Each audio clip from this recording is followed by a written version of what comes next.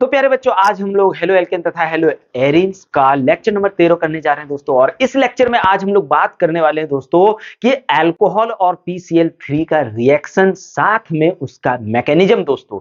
तो एकदम दिल थाम के बैठिए और चलिए करते हैं शुरू। तो क्या करना है मेरे दोस्त, मेरे प्यारे बच्चों, देखिए थोड़ा ध्यान दीजिएगा, कोई दिक्कत नहीं है। अल्कोहल तथा PCl3 से अभिक्रिया करा करके हमको हेलो एल्केन बनाना है। ठीक है प्यारे बच्चों, तो यहां पे सबसे पहले अल्कोहल ले लेते हैं। क्या? अल्कोहल ले लेते हैं।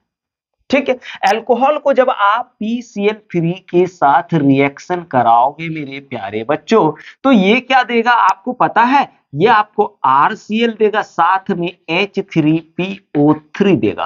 अब यहाँ बात है कि कभी कभार क्या होता है प्यारे बच्चों, कभी कभार होता है कि आपको बोर्ड एग्जाम में इसको संतुलित करने भी दे देता है। तो फिर संतुलित कैसे करोगे? आओ मिलाते हैं। यहाँ पे हाइड्रोजन 1 है, यहाँ हाइड्रोजन 3 है।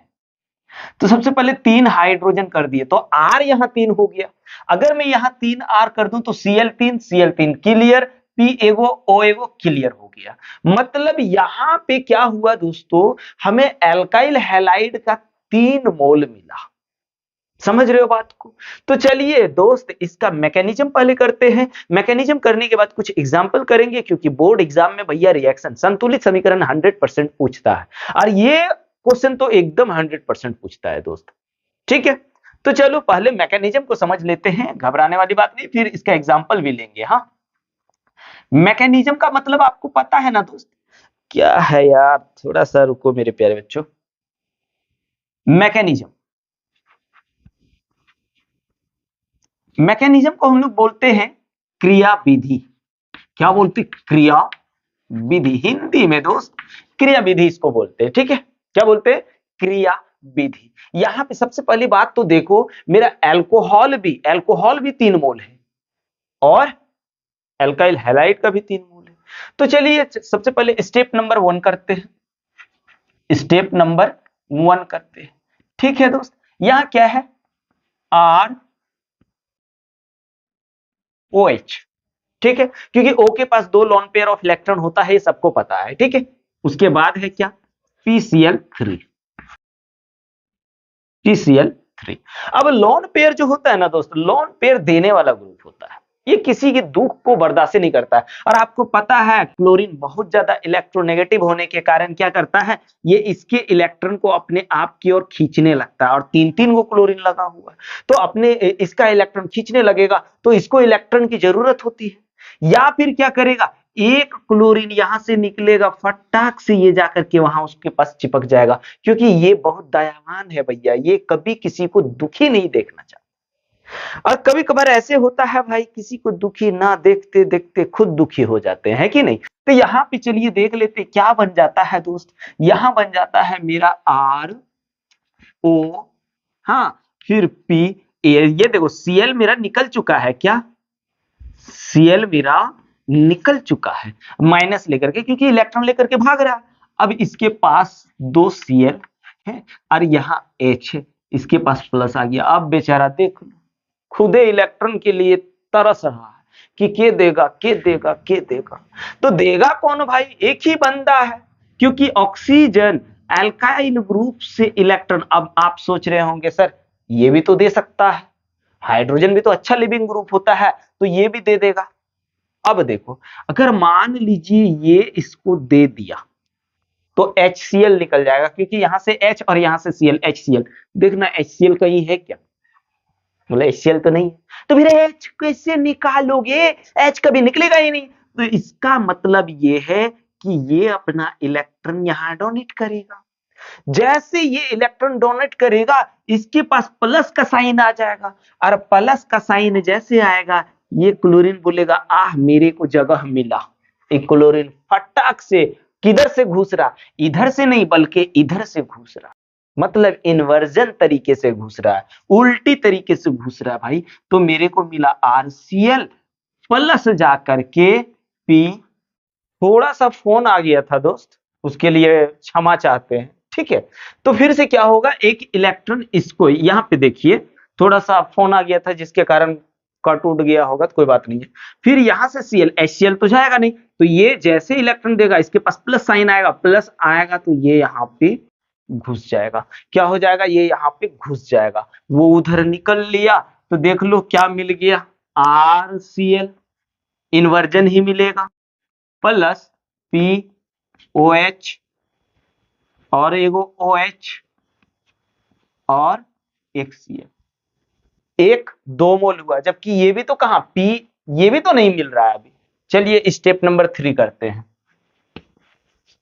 स्टेप नंबर 3 देख लेते हैं। स्टेप नंबर 3 में क्या है, फिर से 1 मोल अभी बचा हुआ है ना मेरे पास, लो 1 मोल और ले लिए, और क्या है POH OH Cl, फिर से Cl यहां से निकलेगा, ये लॉन पेयर ऑफ इलेक्ट्रॉन इसको मिल जाएगा, क्योंकि फिर नहीं तो ये अनस्टेबल हो जाएगा भाई। यहां चलो Cl फिर से निकल गया, ठीक है, Cl फिर से निकल गया तो यही प्रोडक्ट इसको मिला। एकदम इजी है दोस्त, इसके लिए कोई टेंशन वाली बात है ही नहीं भाई। ये हो गया ना। अब फिर से क्या करेगा, इसी से इलेक्ट्रॉन लेगा तो यहां प्लस आ जाएगा, ये फिर से यहां पे आके मिलेगा तो ये RCl plus POH OH OH ये मिल गया। देख लेते दिख रहा है कि नहीं भाई, हाँ एकदम आसानी से दिख रहा है, ये मिल गया। लेकिन क्या ये तो ऐसे नहीं है, तो इसका अब क्या करना है, रीअरेंजमेंट कर देना है। रीअरेंजमेंट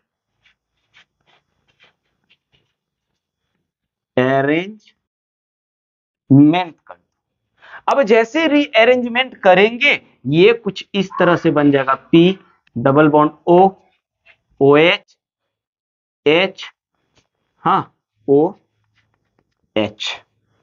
मतलब कि क्या मिला, H3PO3। उम्मीद करते हैं आपको ये मैकेनिज्म अच्छा से समझ में आ गया होगा। तो चलो भाई एक एग्जाम्पल लेते हैं, कुछ एग्जाम्पल लेते हैं ताकि आपको समझ में आ जाए। आजा दिखाते हैं, बढ़िया बढ़िया एग्जाम्पल दिखाते हैं।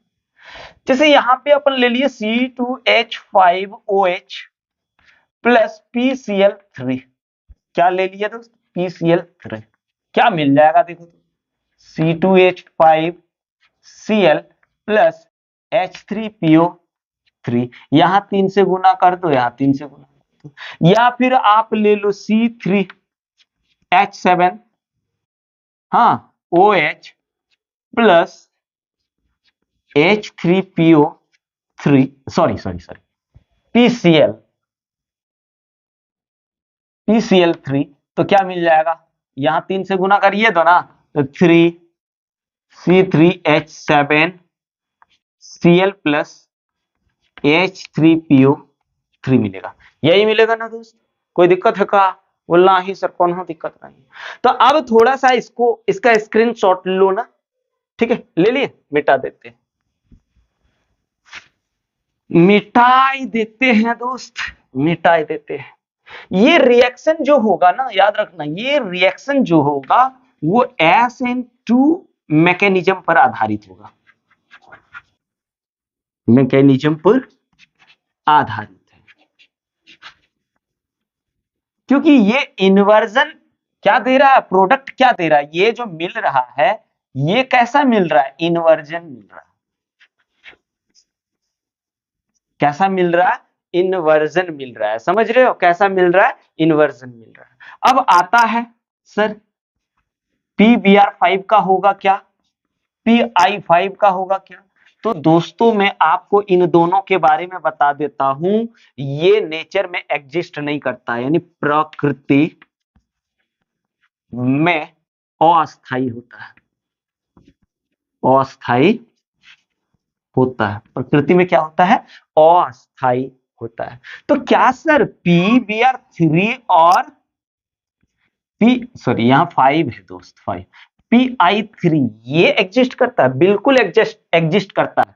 पर भैया कभी बोर्ड एग्जाम में आपको ये रिएक्शन कभी कभार ऐसे भी लिख के दे देगा, P4 प्लस Br2, और इसको P4 प्लस I2। मतलब देखो रिएक्शन रिएक्शन दोनों सेम ही होगा, क्या होगा, रिएक्शन दोनों सेम ही होगा। जैसे CH3 OH लगा दिया, यहां पे हो सकता है P4 प्लस Br2 लिखा हुआ रहेगा, या फिर PBr3 भी लिखा रहेगा, दोनों में से कोई भी रह सकता है। ऐसे ही CH3 OH plus P4 plus I2 लिखा हुआ रहेगा, या फिर PI3 लिखा हुआ रहेगा। ठीक है, तो अब रिएक्शन यदि कराओगे दोस्त, तो ये देगा CH3Br, ब्रोमो एल्केन देगा प्लस H3PO3, ये भी आपका आइडो दे देगा, क्या दे देगा, आइडो दे देगा H3PO3। समझ रहे हो। अब यहां पे देख लो, थोड़ा वैलेंस कर दो, चलो वैलेंस करती है, ठीक है, वैलेंस कर दिए मेरे दोस्त।